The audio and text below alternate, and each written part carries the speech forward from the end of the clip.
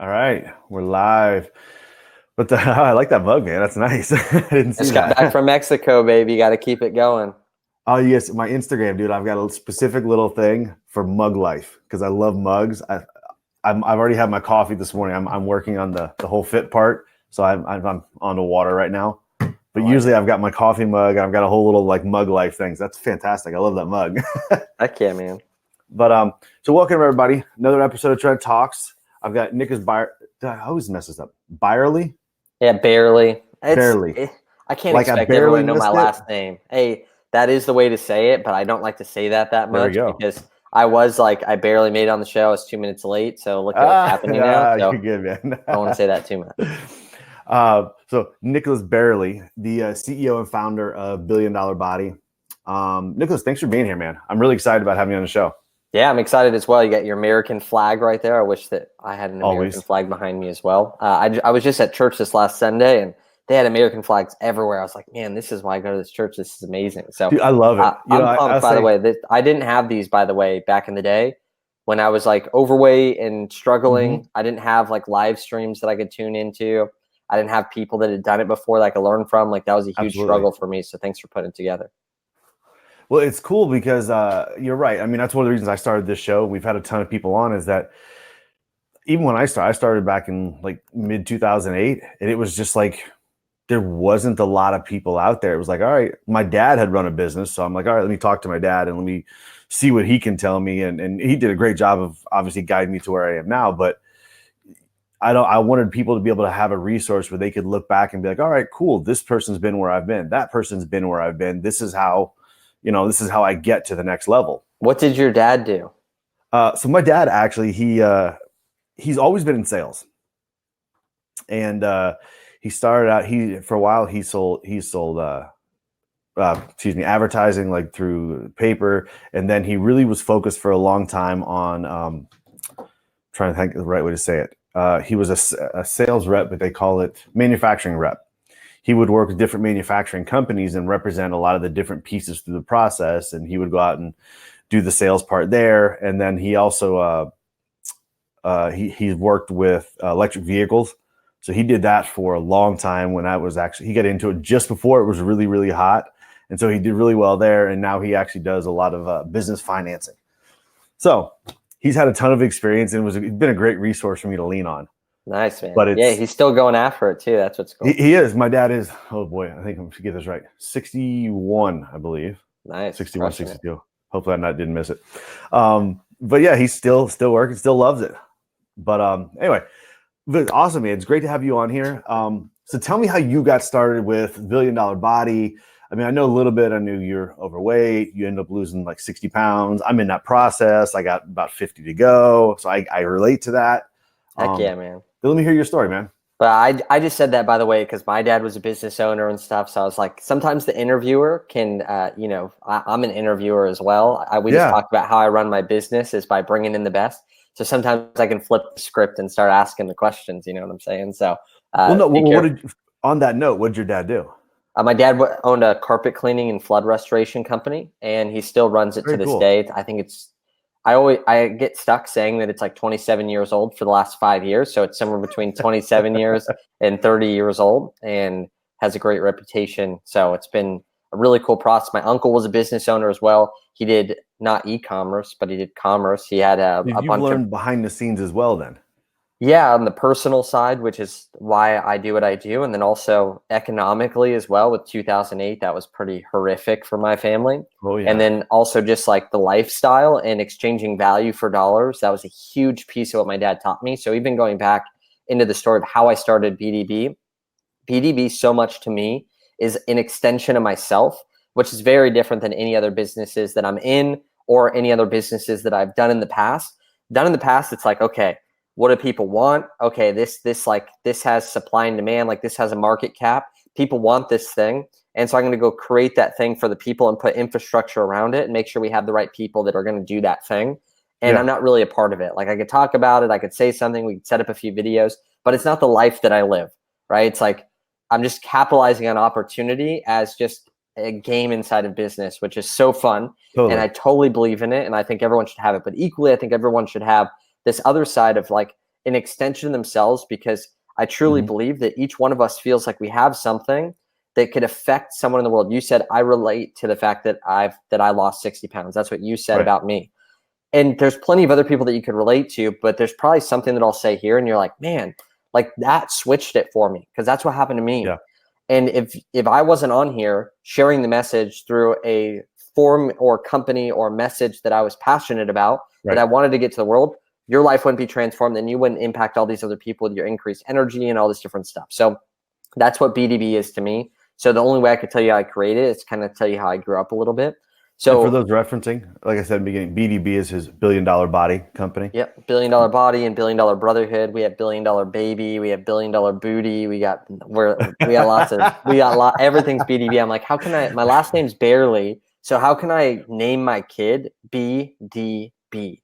Bayerle is the last one, so I could be like, Bruce, Bobby David Bayerle. Bobby David. Yes, that's exactly right.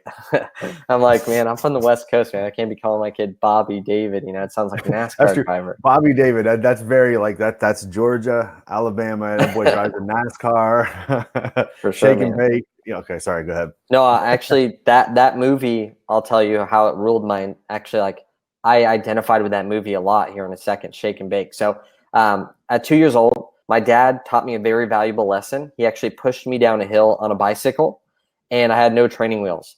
And I realized that I had fell a lot trying to learn how to ride a bike with no training wheels. Normally people have like things to help catch them from falling, but it also keeps you from learning how to balance. And right away, I was the youngest kid in the world to start racing bicycles. I started racing bicycles on a track at 2 years old. Yeah. Wow. So that was like, boom, big epiphany. I still have a memory of like my first time riding a bike. I still have memories of riding on a track, which is pretty impressive since it was like 2 years old. And then I quit that career at 4 years old. That's when I retired as well. Yeah, I retired from bicycle racing at 4. And that's when I got a motorcycle. And that's when my dad got me my first motorcycle bike. And the bike was too slow. The bike was too slow. I had to go faster. Well, that's what he always wanted. And you realize like a lot of times as men and as fathers, and I'm a future father, I'm technically a father in my mind, but like my baby's not here yet. And I realized that like a lot of times us as men, by the way. Thank you so much. That's a fun step. Dude, it's so fun. And so us as men, we end up like trying to give our kids the things that we would have wanted, but they didn't like have the hunger for it, because something that you don't get for a long time, your desire for it grows. So when my dad wants a motorcycle from his dad, and he wishes that he would have got it, and he wishes this is how his life would have gone, that he would have had the bicycle and the motorcycle at 4, and then had everything that he needed to succeed in the sport. And I'm like, what's this? And he's like, oh, like why don't you react the way that I would have reacted? And that was like a really interesting thing that I noticed across like almost all households. This last generation, like anyone who's around my age, plus or minus 10 years, I realized that a lot of them, I'm 27. Okay. I realized that a lot of them growing up, their parents tried to give them the life that they wish they wanted, and the opposite of what they had that they didn't like, which doesn't always produce a really good result. Interesting. Like, it's not what the kid wants. It's not necessarily right all the time. And a lot of times, whatever we try to avoid, we actually become like, because you're still focusing on the thing that you're trying to avoid. And whatever you focus on, you're always going to gravitate towards. So you see this happen all the time with people. They're like, I just don't want to be like my dad. And then they're like, it's, side note, I talked to my nutrition coach, just hired one recently, and he's fantastic. But he said the same things, like, we're not going to talk about what you don't eat. It's like, we're going to talk about what you should eat. And it's the mentality of you focusing, because you're right. What you talk about, you're not going to do or don't want to be, that's all you end up thinking about. Then that's like literally what you end up, the direction you end up moving and who you end up becoming. And you create more desire for it. It's like junk food. Yeah, it's really weird. Like, dude, when you're sitting there thinking like, man, I shouldn't have that cake. I shouldn't have that cake. I shouldn't have that cake. And then you're like, screw it. I'm just going to have it. And then afterwards, I'm going to kick it back. Like, I'm going to go like even more hardcore tomorrow. And then tomorrow comes around, you're like, dang, like I don't even feel that chocolate cake anymore. Like, gosh. So yeah, that's how I ended up growing up. My parents split up when I was 4, though. At 7 years old, I wrote my first suicide letter. It was just like I felt like such a burden in my household. I felt like my dad didn't like my mom, and my mom didn't like my dad. So when I was with my mom, I had to not like my dad. I felt like when I was with my dad, I had to feel like I had to not like my mom, and so it caused all this drama inside of my mind and conflict where I just had like massive anxiety growing up. Wow. always like all the like internal anxiety though. Imagine like not being conscious of anything that's going on, but having extreme anxiety and you don't even know what it is. So that's how I grew up. And it really like hit its head when I was about 12, 13 years old. I remember trying to figure out like, how can I get the approval of my dad? Like, this is what I wanted. I want my dad to be like, that's what every little boy wants. dude, totally. And the only way I could do that, I felt, was that if I was the best motocross racer in the world. That's like the only way I thought I could get there. So the way that I did it is I tried to tell my dad, like, I want to be the best motocross racer. He told me, you never be the best. I ended up like going into complete depression. Didn't really leave my house for 3.5 years. I got a 1.8 GPA in high school. Went through my whole high school years, not really ever leaving the house until my senior year. And I gained 60 pounds, and that's where everything went downhill for me. So to kind of like speed up the process, I ended up meeting a kid in school that was a boxer, and he had a trainer that put him on a meal plan to weigh in at the correct weight and to perform at his highest level. And I was like, holy crap, like there's two types of people out there. There's people that know what to do, but they have no motivation, no vision, no direction. And we mostly see those people in like internet marketing and stuff. They know everything to do inside of a funnel. They just like never have done anything to actually make it work, but they know all the answers. And then there's other people out there that literally are motivated, but they just don't know what to do. And that was me. I didn't know how to get out of my situation. I was so stuck in this like 60 pounds overweight. I was so self-conscious. I wore the same sweatshirt every single day. Like I could go massively in depth on this. And I remember just like the click happening. And I went home and I was like, I'm going to eat these foods. I never talked to the guy again. I just did what he said he ate that day. And then I just went home. I ate that every single day, basically for 6 months. I did it the bad way. I starved myself. I did it the slow way. I didn't know how to work out. I didn't know how to go to the gym. I was too scared to go to the gym. I thought I had to be fit if I wanted to be work out, if I wanted to work out, but how would I get fit if I don't work out? So I didn't know what to do. And I lost 60 pounds in 6 months. But if it wasn't for that moment of focusing on my health first and myself first, I would have never reconnected with my dad. Didn't talk to him for 3 years. But when I got fit, the shame kind of fell off me because I knew my dad had stuff that he could poke at me like, why are you so overweight? Why are you so pasty white? Like there was all these things that my dad would poke at and then, or it was in my head that he was going to poke at. And then I got my license and I was like, now I can leave whenever I want. Right. Like my fear was like, I was going to get stuck with my dad. And then like, you know, I couldn't leave and then I'd be all frustrated. So that was like the process first and like evolving into that person. Like I was able to meet my wife. I was able to then get married. And then I was like, it wasn't so magical starting a business. It was like, man, I don't know like how I'm going to be with my wife all the time. That's all I wanted to do. I was like, I just want to hang out with my wife. I want to have a life where we can do things together. We either need to have a job together, which isn't going to happen working the same hours right next to each other, or we need to create a business. So we went out there and created a business that now evolved at first in helping people lose weight because of what I did to now the three-dimensional lifestyle, which is what we call health, wealth, and relationships, helping create three-dimensional businessman. And that's now become our vision and mission to the point where we want to prove this life through the men that we have. Because if we could change a house, we could obviously change a city and a state. Of course. But ultimately, we want to consult all major business owners, but also all major world leaders. And we're proving the model and how they're going to run their country through a small community. Interesting. That's a huge vision, man. We're gonna have to come back to that. We'll come back to that part of the vision. I kind of sped up the whole story for you so that like I don't take the whole time to take the story because it's really fun. It's been a lot of ups and downs and lots of failures. But I wanted to make sure we could jump into some fun stuff.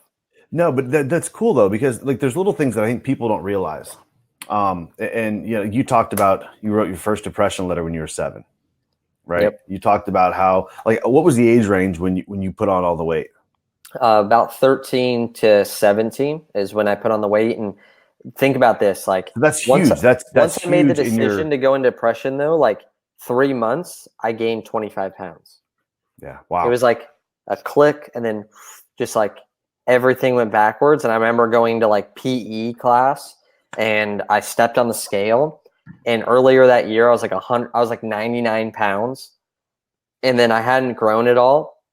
Because I was like super skinny and like small. And then all of a sudden it's like, it said like 127 pounds. And I was like, dude, I haven't grown. I haven't worked out. Like there's only one. And people ask me like, how much did you weigh, Nicholas? Like you're so small. Like I was I was short.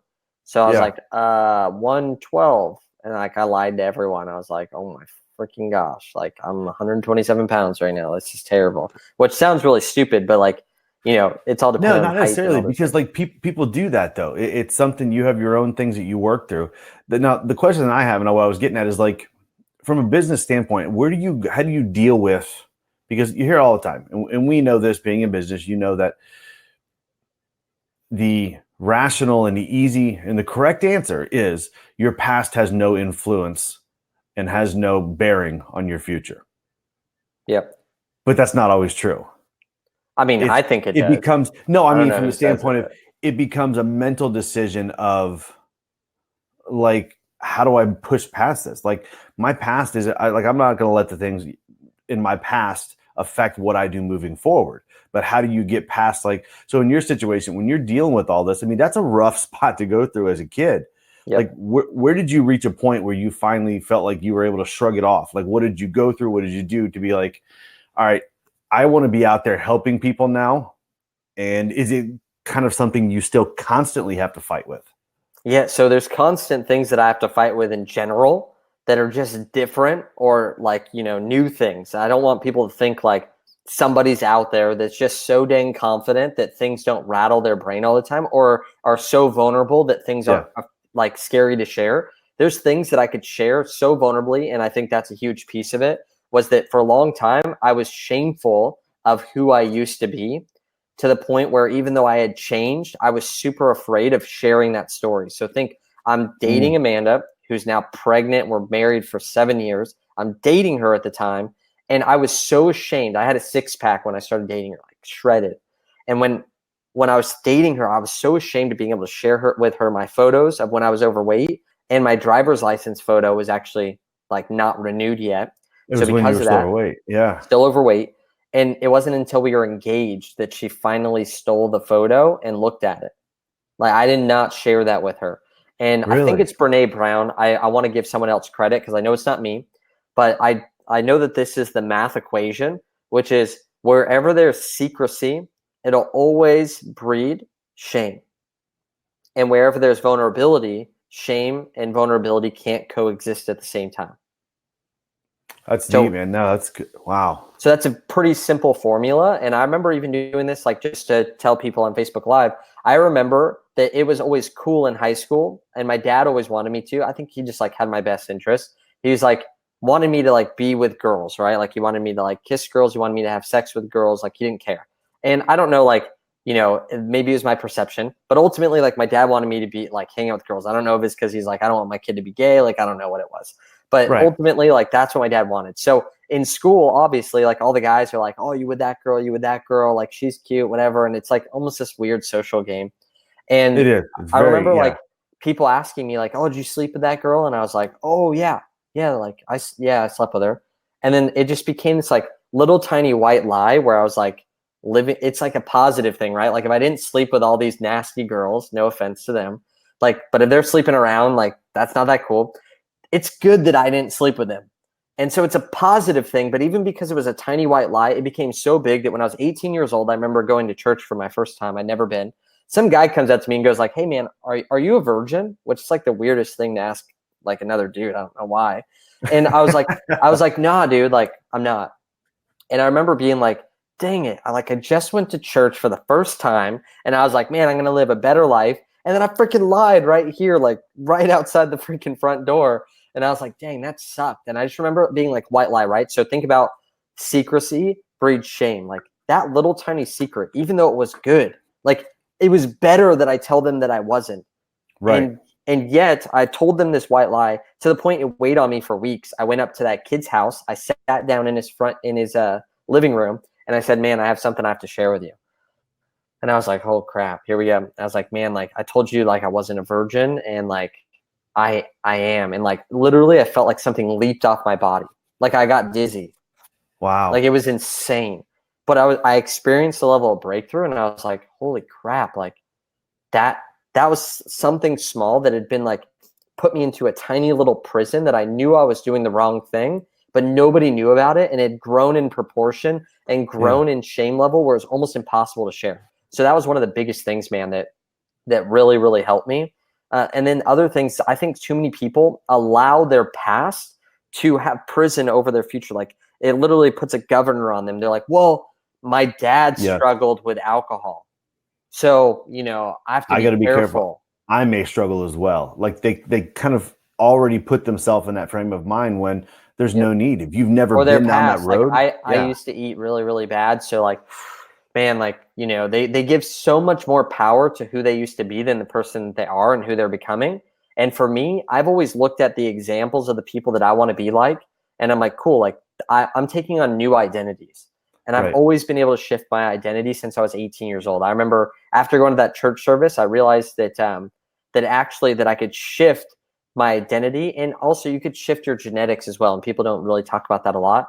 But like, you're not just like, your genetics aren't just the way that they are. They do change, and you can change them. And I imagine if I was like, man, like if I still called myself overweight, like still call myself fat, like, oh, I'm just a fat kid, you know, like I'm just a fat kid now in a fit body. Like, no, like I was a fit guy in a fat body, and that was temporary, and now that's done away with. And at 18 years old, I remember one of the biggest things I went through is I went through like all the things in my family, like 18 to 19 years old. People don't really know about this. For a whole year, I dropped out of college. I tried to go one semester, didn't go. And for a whole year, I just sat there, meditated, prayed, read, and just tried to find like the key areas of breakthrough in my life. And I went through all the past in my family. I went through all my personal past, and I was trying to go after every single trauma, every single thing that had happened to my family, and just being like, okay, consciously, I'm letting go of that. I want power to walk forward without this thing. And I did that for an entire year. And that really shaped me. I feel like that was like the ground where it says, what's done in secret will be shouted on rooftops. Absolutely. I truly believe that as an entrepreneur, as a businessman, as a family man, doesn't matter what it is. What's done in secret is the things that truly matter. And that was a huge piece of breakthrough for me, because I was able to like leave those things away. But there was still more to come, right? Like I was still too scared to tell my story until I was like, and for people that hear that and they think, oh, well, you know, was Nick then able to just walk free? No, I mean, there's something like, you know, I've now done 30 of these shows almost. Every time my wife knows that every time a show gets up, gets ready to get started, I get butterflies. Does it mean that I'm not comfortable on camera? No, I'm completely comfortable on camera. Once the show starts, it's like, great, I'm on camera. Yeehaw. I mean, my wife knows I'm the guy that would you put a camera on me when I was younger anyway, and I do like the most crazy, bizarre things anyway. But I get nervous before every show. And my point with this, imposter syndrome, that kind of stuff, it gets less and less, but it never fully leaves. Yeah, I don't know why people want it to leave. Like I think it shows that it matters. Bad things, like the absence of hard isn't success. Like when I was 4 years ago was the last time I cleaned my last carpet. So inside of my entrepreneur story, I failed. I went and worked with my dad. I cleaned carpets for 2.5 years, and I kept that business afloat as well when he was in the hospital for about 14 months. And I remember like always going to these networking events, and I couldn't afford a haircut. And I remember driving my van and having to park it down the street and being so ashamed walking up there. If I had to pay for parking, I wouldn't invest. Like literally, I remember getting a free ticket to a BA event, like amazing event. And I showed up and it was $30 for parking at the hotel. And I was like, nope, I'm dropping my wife off. I'm going to sit on the curb for 4 hours and wait for it to be over. I'm not going in. Like I didn't even think the investment on myself was worth it. Like I had all these fears. I had never produced more than $3,000 in a month in business. And I'll tell you now, that we've So we just held a live event that was absolutely phenomenal. Had dozens and dozens of students invest $10,000 to $20,000 in one weekend, doing hundreds of thousands of dollars in revenue. And still to this day, I let all the students know, our first call is tonight. I let all of them know, hey guys, here's the truth. You see me as this kid that was overweight, then broke carpet cleaner that couldn't provide for his family, was ashamed, was afraid of failure, wasn't believing in his own product. And I said, here's where I am today. I still have times where I don't believe in my own product. I still have times where I'm afraid of the vision where I'm going. I still have times where I'm afraid that everyone's going to leave me. I still have times where I don't think that I'm good enough. I still have times where I wake up and I'm like, man, like, is this what I'm supposed to be doing? Like, I still have all the same things that you saw in the person over there. I just have different decisions that I've made and skill sets that I've created and support systems around me that when those things happen, I just choose to do something different. Like I still have cravings of eating bad food. I still have times where I don't want to go to the gym. Actually, almost every single day in the last year, I have not wanted to go to the gym. Like almost every single day. but it's a difference in skill sets. It's a difference in decision making, because commitment is doing what you said you're going to do after the feeling you set it in is gone. So when you're in a good feeling, you make a commitment, you build accountability, so that when you don't have that feeling anymore, you still do it. And I've learned this from my Navy SEAL mentor the last 9 years. He's been my mentor for almost 10 years now. And he was the one that taught me this more than anyone. I was so uncommitted. I would literally act like I did a lot of work so that people out there would think that I worked hard. And if I didn't get the results, I could just blame it on I was unlucky because I gave it everything I got. No, I didn't. Like, I was not doing the things in private that I should have done to get a public result. So commitment isn't for when you feel like doing something. Commitment is for when you don't feel like doing it, so that you'll actually go through with it. So even with our guys, like my programs, I don't have refunds. I don't have like a money back guarantee unless you go through every single thing that we do and we didn't provide XYZ result. But you have to show up to everything for the whole year or however long the time frame is. Why? Because I'm an accountability company. How am I any good if you make a commitment in yourself, sign a contract that you have no refund, and then give you a refund because you didn't show up and didn't do anything? Like, there's no point of that. And that's how most people live their life. See, it's easier to commit to other people. Have to say this. It's easier to commit to other people than it is to commit to yourself. Why? Because if I tell you I'm going to show up at 9 a.m. and get on this interview, I don't want to let you down. I don't want to look bad in front of your audience. So I show up for you, not for me. Why? Like at 9 a.m. But like out of 100% of the people in the world, if they say, you know what, I'm going to work out at 9 a.m., how many of them would do it? And how many of them would do it over and over again? But so they make a commitment to someone else and they show up for them. But when it comes to the commitment that we made to ourselves, we let ourselves down. What does that do to Somehow our it doesn't have the same. It doesn't have the same level of value. It doesn't have the same level of effect on us, because it's that we view others' opinions more than our. Yeah, we view others' opinions more than our own very often. But what does that do? It creates a place where your conscious mind is like, man, I believe in myself. I believe in myself. Your subconscious mind is like, I can't trust you. Every single time you say you're going to do something, you don't follow through on it. So how do you break that? Simply first, having little tiny things, and stop aiming so freaking high. Here's the best part about following through on commitments. You stop making as many of them and you stop making such big ones. Like, those are the first two things that I noticed when my Navy SEAL mentor was making me follow through on commitments.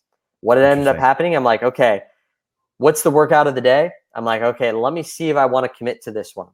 And I'd be like, okay, I'm going to commit to this workout, because no matter what, I have to finish it. And there was times where we were 2 hours into the workout and we're like, dude, this is like almost impossible. Where most people would have said, dude, 2 hours of a workout, that was more than I've ever done before. What a great day. I'm done. No, he would make me finish the workout, and then he would ask, your decision. Do you ever want to do that again? And I'd be like, no, that was a bad decision. But I followed through on it, because that following through and building trust with myself is going to shape me for the future more than letting myself off the hook and being like, man, that was pretty freaking good. And I only learned this through watching him live his life this way. Like, even when he walked his dog, one time he walked his dog, my Navy SEAL mentor, he had cameras all over his house, and he was walking his dog. He got on a skateboard. Just because he's a Navy SEAL doesn't mean that he's coordinated. Got on a skateboard, and his dog's 150-pound Alaskan Malamute. Pulled him off the curb. He got wheel bite, face planted. His whole face is bloody, like bleeding. And he's just walking his dog. What did he do? He got up, finished walking his dog, and then he cleaned himself off. Like, he finished the task and the objective that he had in hand that he had decided to do, even in a small scale, and then decided afterwards, like, now it's time to clean up. And he made us do that in our workouts. Like, if we ever got hurt, like, unless you can't finish, like, you finish. And then you decide to do something else. Our guys, if you don't like your business model, too bad. Like, if it works for somebody, become profitable, win, and then choose to quit. And guess what happens? Most of them, when they actually win and become profitable, they don't want to do something different. They just hate losing, but they actually don't mind what they're doing if they're winning. But you have to commit if you want to win. Interesting. Yeah, I think one of the biggest phrases that I picked up out of was two of them. And one is that you're talking about your self-trust, which I think that's a phrase I don't hear a lot of people use. Honestly, I'm trying to think if I've heard I've heard anybody else actually use that phrase of trusting yourself. Expound. What do you mean by that? Like go a little further on that. Yeah, you have a relationship with yourself. And inside of that relationship, you want to make sure that you can trust yourself, that when you say you're going to do something, you're going to follow through on it. Because inside you're building this confidence, belief, Interesting. and trust. Because ultimately, if I say I'm going to work out today, and believe me, a lot of people don't make commitments and they still try to hold themselves to that standard and they think they're a liar. Like, no, if you have a thought and you don't do it, that's okay. Like if you're like, man, I should do 500 push-ups today, and it's just a thought, and you don't actually like decide to do it, and you're like, Right. damn it, like I'm so down on myself because I didn't do the 500 push-ups. I'm like, dude, chill out. You're okay. Like you didn't commit to Totally. that thing. Sorry, just one sec. Well, and the other thing is, I want to go back to your definition of what commitment was. You used the phrase, and I thought it was really cool, and I'll probably butcher the phrase so you can correct it. It was something along the lines of the commitment is your ability to follow through once the emotion of behind the just the statement. feeling in general. Like commitment, if you want to break down the real definition of commitment, it's like, what is it really? It's doing what you said you were going to do after the feeling that you said it in is gone. And this That's is something huge. that, my Navy SEAL mentor taught me a lot as well, was that like most of us make commitments when we're comfortable. And like, this is something we have to learn, is like, you have to take that pain. Like a lot of people, I remember he talked about, he was with his friends and he was by a campfire and they were like, you know what? We should wake up in the morning at dawn and we should swim 2 miles in the ocean. And they were all like, yes, like, let's do this. And they wake up in the morning and now it's cold. The ocean's cold. And now they have to follow through on it. Most people only make commitments when life is good. And so then they don't follow through because when they're not when they're not in a cushy home, like right now I'm sitting in my home, it's nice out, I'm in California. I'm like, man, you know what? Like it'd be so awesome to, do a cold plunge for 3 minutes. Like, wouldn't that be so great? And I'm making that decision here. And the benefit of that is that you can have a clear mind. The disadvantage of it is you're making decisions not knowing like what it's actually going to be like. So when you make a commitment, this is what we do at events. Think about all events. Events, you feel bulletproof. You have support around you. You don't think about all these negative things happening in your life. So all of a sudden, when someone offers you something and says, hey, here's a coaching program that can get you A to B, you're like, you know what? I believe I can do that. I believe it'll work for me. I've seen that it works for others. I'm in. And then you get home and some life punches you in the face and something happened where you had an extra bill that came up and all this different stuff. And you start thinking about getting out of a program or refunding a program. I say personally, this is me. I say that you're probably better off paying for the program and deciding next time that you want to make a better decision than even refunding the program, because you'll get more ROI than what that money's worth just by following through on a commitment that you made and deciding next time you want to make that commitment, because you'll overcommit over and over again because you never taught yourself to make a good decision, because you're like, I could just get out of it anyway.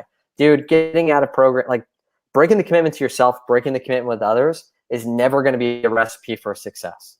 Well, and even if it takes biting the bullet once, like, dude, do it. Like I've done it all the time. Like, dude, I've bitten the bullet many times. Well, I think that's huge, because my wife can tell you, especially early on when we were dating stuff, one of the things that, and she knows that I used to struggle with, and occasionally I still do, is I'm one of these people, I'm a people person. I don't feel like I'm affected that much by people's opinions of me, but I enjoy making people happy. Like I love when you do something for someone, you see a smile on their face. I just enjoy that, right? And so when people would ask for something, can you do this? Can you do that? I'm like, oh yeah, I got it. Sure. Yeah. And then something's up and you're like, I can't do that. And so this is probably how many years ago? It was a few years back. My wife said, she's like, you know what you're doing. She said, what you're doing is you're becoming someone who doesn't keep their word. And I'm like, wait, what? I'd be like, no, it's the intentions are there. I'm trying to help. She's like, no, but you're becoming someone who doesn't keep their word. And I was like, wow. So that kind of hit home. And it was one of those things where it's like, all right, I think one of the biggest things that I've had to learn how to do is say no.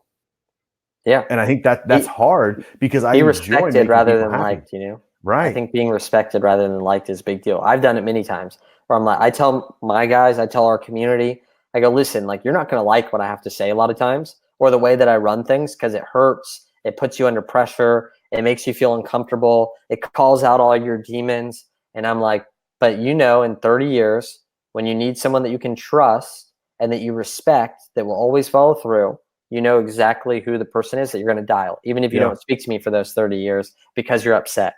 And ultimately, like, yeah, I had a friend of mine even, there's a 75 hard challenge. Have you seen that going around? Like Annie Frisilla, it's working out twice a day, drinking a gallon of water, reading 10 pages, and like not eating bad food for 75 days. So you work out twice a day. Okay. And one of the workouts is outdoors. And everyone started this challenge. Like everyone under the sun was like, I'm committed, 75 hard. That's what Annie Frisilla did. This is what all these other people did, Sean Whalen. And my friend was going to do the challenge as well. So my friend's calling me all the time. Kevin Stimson, if he's out there, what up?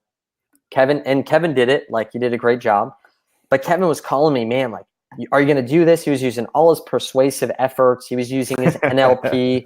He was using his relationship equity and capital. Can't you see where you'll be down the road from here? Come on, you're my boy. I need support.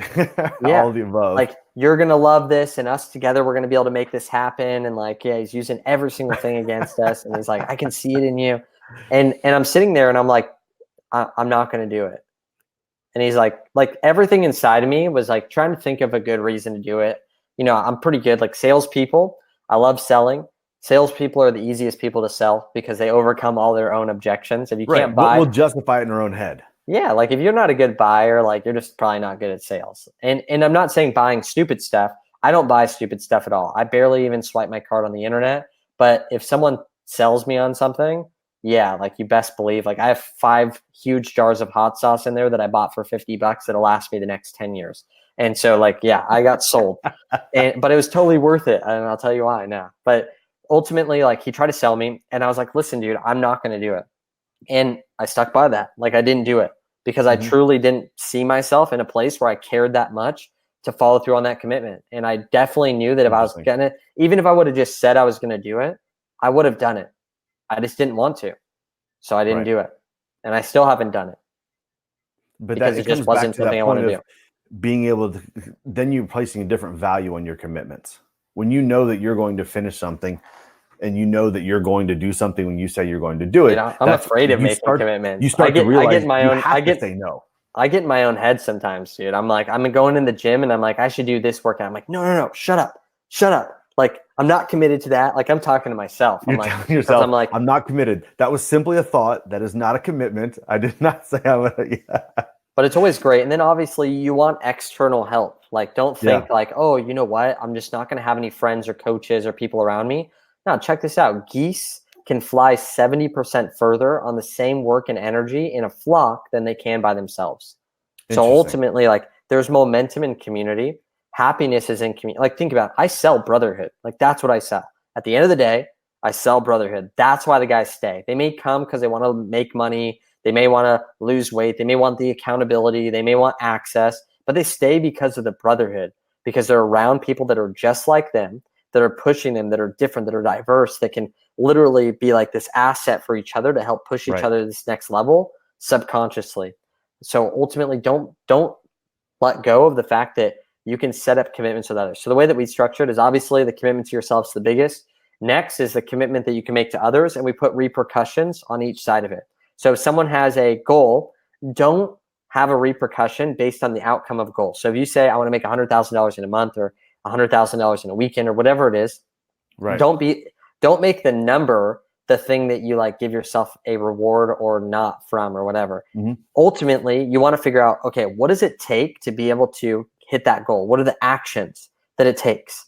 And this is what we make the guys commit to, is the actions after we have all these BA people all come together and be like, yes, that plan looks like it's going to work. Take action on that. And if you do all the things, but if you miss a day or if you don't do it, you have a repercussion. And I remember one of my good friends, he was actually training Dana Derricks in health, and Dana wanted to lose weight. And he said, if you even deviate from the meal plan, the workout plan once, you have to slaughter a goat. Like, you have to kill your own goat. Hey, like, that's hard. That's hardcore commitment though for Dana. Yeah. So, but think about it. That's so many crazy. people, you know how many times I say to people something like that and they go, nah, dude, I can't do that. And I'm like, well, then you're not going to do the thing that you just said you're going to do. Like the point of the repercussion is to not have it, not to think that you're going to have it. And then also, set up something positive as well. Now, the next step is to have your friends also take on a repercussion if you don't do the actions, and you take on something for them. So we had guys that had to dive in they live in Alaska and they had to go in the ocean every day for 30 days if one of their brothers didn't do the things that they were supposed to do. We had guys that had to shave their heads. We had guys that had to shave their beards. We had guys that had to stop drinking coffee. We had people that, if the coffee drinkers, I'm gonna tell you right now, if somebody messes up and I got to stop drinking coffee, I'm an unhappy camper. Oh yeah, but that means that you're probably going to check in with them pretty regularly and make sure that they do their crap. So it's just fun stuff like that. And I think you could set that up with anything, but start small. I don't know why people think show up to the gym. Your goal should be to show up to the gym. Right. Because when you do, you'll probably do a workout.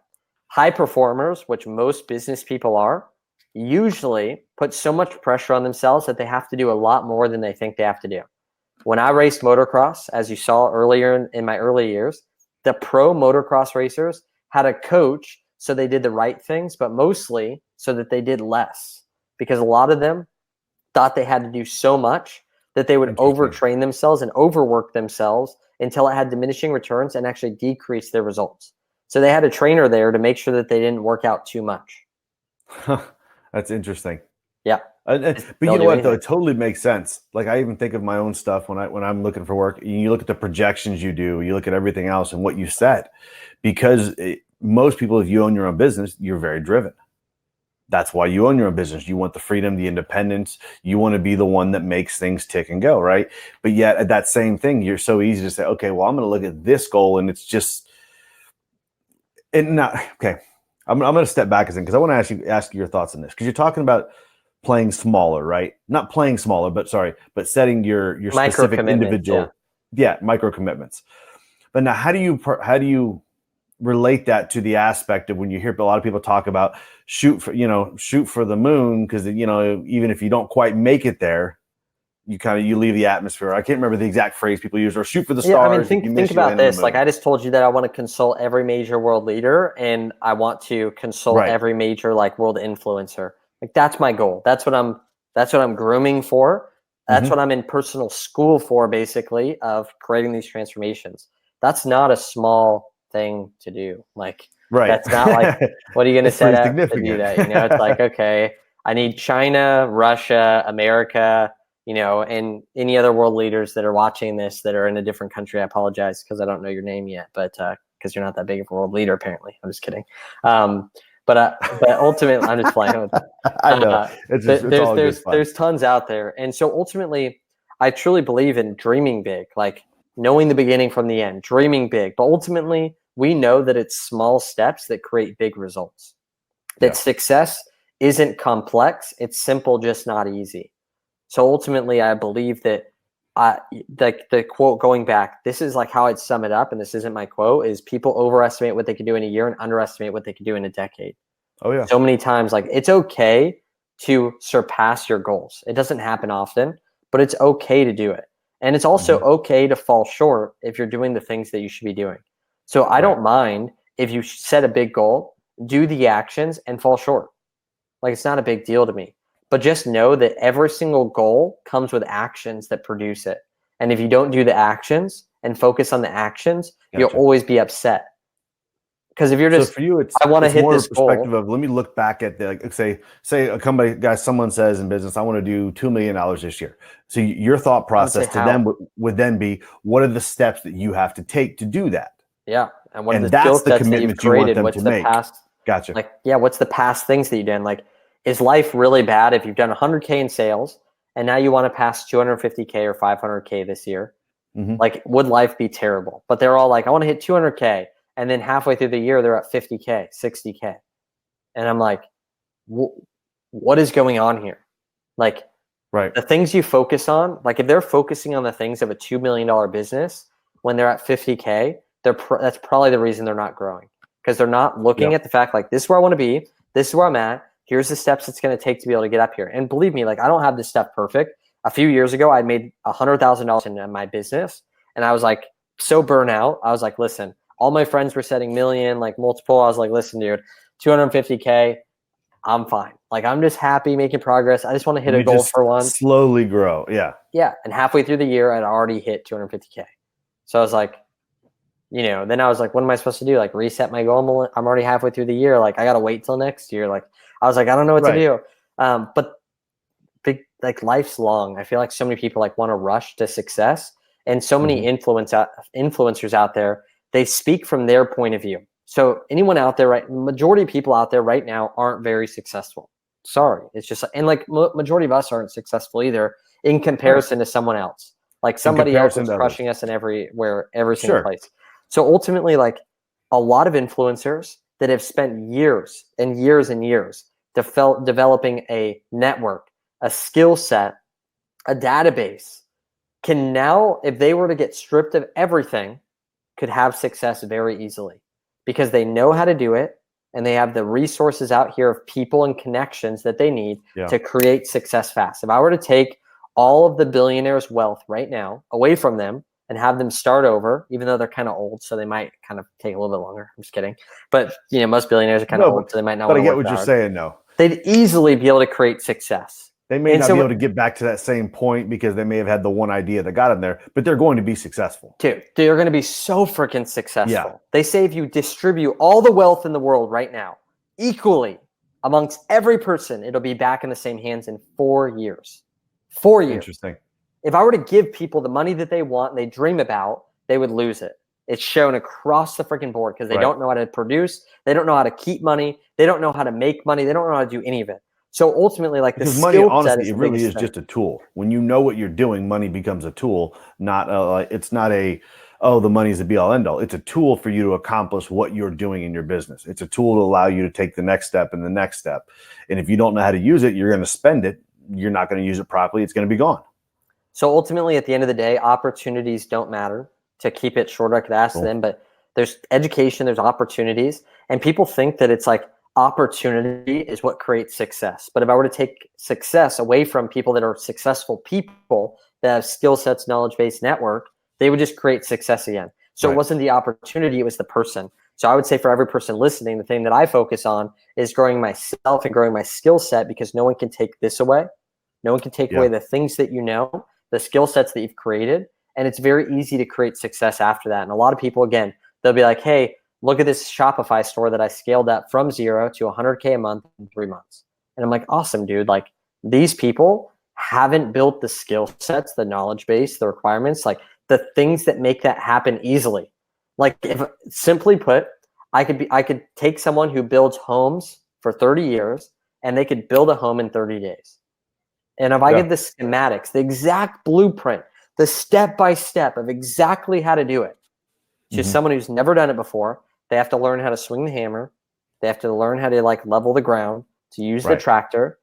And the first time it's going to be difficult. The second time it's going to be easier. And so many people get so frustrated and they think they put an expectation on themselves that they're going to do it the same exact way as that person their first time. Right. And I'm like, to me, I say, why does it matter?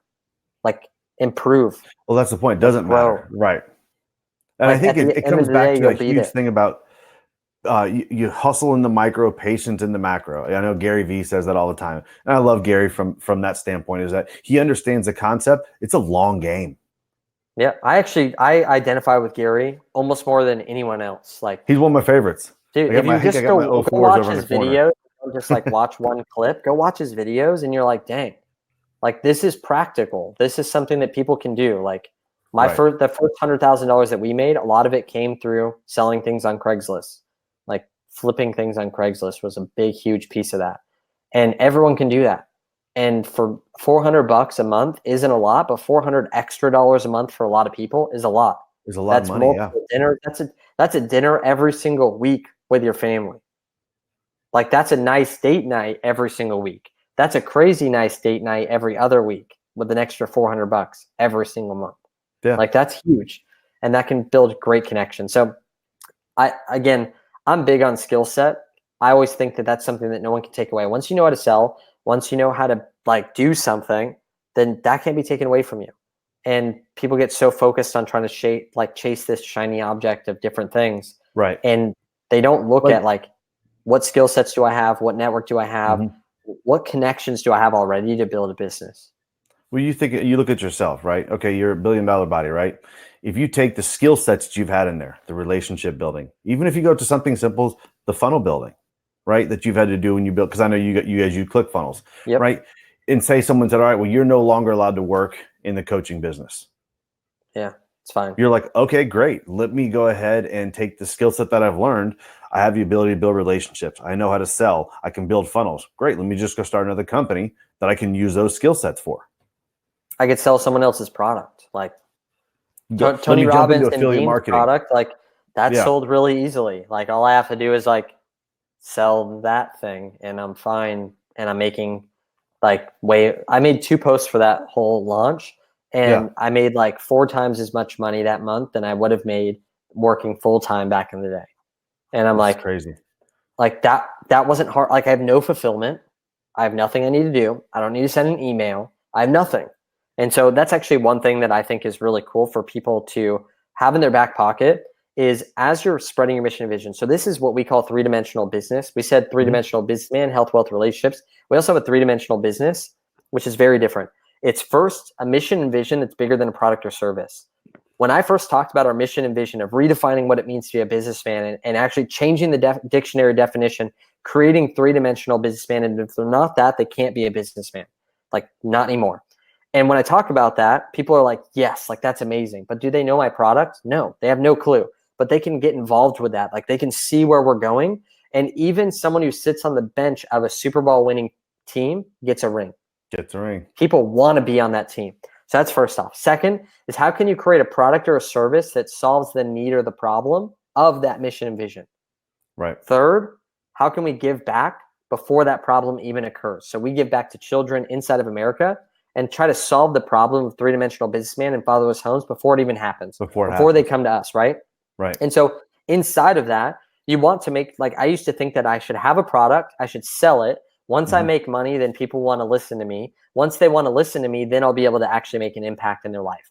I flipped it. I started speaking the mission and vision. I started speaking my story. I started telling other people's stories. I started telling epiphany bridges and gaining influence. So I started first with the impact I wanted to create. Then I built influence around that thing. And then I created a product and service that solved those people's problems. And that's where everything became easier. Now, at first, of course, you need to make your bills.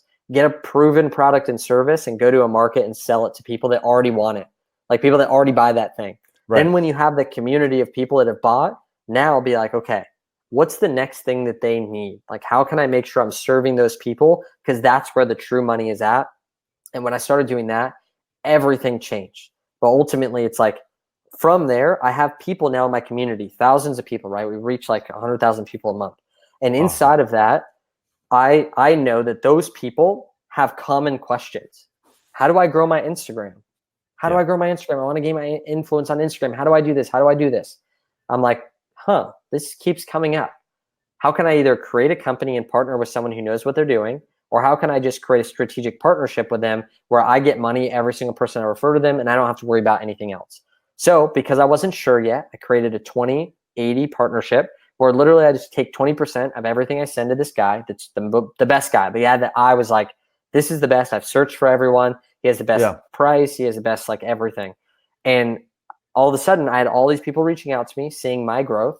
And it was easy. I was just scraping the cream off the top. Boom. Here you go. 5K a month. Now I make 1,000 a month from that. Second one, now I'm making $2,000 a month off that. Third one, now I'm making $3,000 a month off that. Maybe one buys a bigger package. And I'm just scraping the cream off the top. If I were to just go into promoting Instagram growth as like my main company, dude, that all of a sudden would hit diminishing returns. And then my effort wouldn't create the maximum results. But when I have a big community of people that all want different things, and I have strategic partnerships with all the things that they're all asking about, and I could just easily send them to those easy things. Now, all of a sudden, I'm scraping the cream off the top of the easy movers, and I'm making the most efficient, easy, high profitable money for the least amount of time possible without doing anything else than what I'm already doing. Yeah. No, and it's enough more than enough to live off of. It allows you to focus on what you enjoy and still bring enough value and still bring the value to what the community is looking for. And I enjoy this aspect of what I do. Yep. I don't want to have to do this and this and this. I understand they need this benefit. I don't want to have to do all that because this is what I'm passionate about. So let me go ahead and find someone else who's passionate and really good at that and let them fulfill that role. And it gives me all leverage because I don't need anyone. I don't need anyone to buy my own stuff even, because I could live off not selling my own stuff. So at the end of the day, there's nothing inside of my mind and heart and nothing inside of the client's mind or heart that thinks that I need them at all. Because if you need them, they'll never want you, right? But if you don't need them, they'll want you. Yeah. Like when people can smell, the catch-22 for most business owners is getting to the point where they don't need every client. Yeah, dude. And that's the part where abundance versus scarcity. I found that scarcity can really work for a short amount of time. Like if a bear's chasing you, it'll make you run. But like it's not going to make you run next month to lose weight. The fact that you got chased by a bear. Like you can hate yourself into working out. And it'll last for a while, but ultimately it's going to sabotage at some point.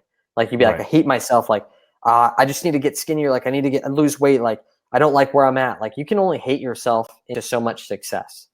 And that's what scarcity does is like, I need to make a sale. I need to talk to these people. Like hey man, like what do we need? Like what needs to happen? Like I need to pay my bills. I need to do all this stuff. But I found that that's a whole different conversation too when you start talking abundance mindset versus a poverty mindset or a scarcity mindset. Yeah, dude, it's tough. I built most of my business on a scarcity mindset. Like most of it. Like starting out, like that was like everything that I did was like nothing's enough. Don't ever look at the profit in your bank. Like don't ever look at anything. Like everything is scarce and I need to keep pushing because we get taught inside of America that abundance equals laziness. Yeah. So we think we have to be in poverty or be inside of scarcity to actually produce. I didn't know that inside of abundance, you can truly find a different power if you do it correctly. But we'll have to leave that conversation for absolutely, man. Well, man, Nicholas, I appreciate it, man, brother. This has been fun. So where do people find, where do they learn more? Where do they find out more about you? Where do they follow you? So on Facebook, we actually have Billion Dollar Brotherhood Facebook group. And just say that I sent you and you'll get approved easily. And inside of there, we have like 27. You have a little pull there? Huh? You have some pull in that? Oh, yeah, just a little bit. I'll make sure you get in. And so inside of that group there, we have 2,800 other male business owners. And it's really fun because it's not just about business. I found that relationships are kind of like this. Like if it's just about business, it's just like, can you do something for me or can I do something for you right now? And if not, it just breaks. But when you have other things to bond over like health and relationships and knowing that like each one of us is living this lifestyle and we're all inside this community, it's like this. And even if I were to pull apart with other people pulling my hands apart, it would take so much to break this relationship. So inside of there, it's really, really fun to see that people are actually like-minded. When I first started out in business, I had to learn from people that were living a crappy personal life, but they knew about business. And I was like, I need to solve this problem. I want to be around people that I can actually glean parts of their life and become better as a man while I'm learning how to do business. So I went out there and created it inside the Brotherhood. Outside of that, though, Instagram's the best. I love Instagram. It's so fun. It's amazing. And what's your Instagram handle? Nicholas Bayerle. There you go. Easy enough. Awesome, man. I appreciate it. It's been a lot of fun. Got a lot of comments. We'll get back to you guys and respond. But man, it's been a lot of fun. Guys, definitely go check out Nicholas. The guy's a genuinely good dude. I did my research before he got on. He's a good dude. Thanks, dude. And I appreciate you bringing me on as well. Again, it doesn't go lightly. There's a lot of people that are sit in the cheap seats of life and they tell everyone what they should do. The same way that they do in basketball. And they look at the TV and they're like, why did that person not pass the ball? Or why did LeBron do this? And there's so many people that do that. And then there's other people that are actually on the court, living life, doing the things, and just like becoming better and failing fast and doing whatever it takes to get to where they want to be. And there's a lot of people that will sit there and like, you should do this and you should build this funnel and you should record this as a podcast first. And this other platform is more clear for streaming and all this different stuff. But all that stuff doesn't matter because you're like an actual player in the game. So I appreciate that. For everyone that's watching as well, be the player in the game. Be the person out there taking action, doing the things, and living a life that's worth modeling. Sweet. I love it, man. All right, guys, we're going to get out of here. Again, love you guys. Have a good day. I really hope you enjoyed and got a lot of value of this video. If you did, make sure you like, subscribe, and comment below. I'm going to be answering all the comments myself. And also, come find me on your favorite social media platform and tell me what else I can help you with.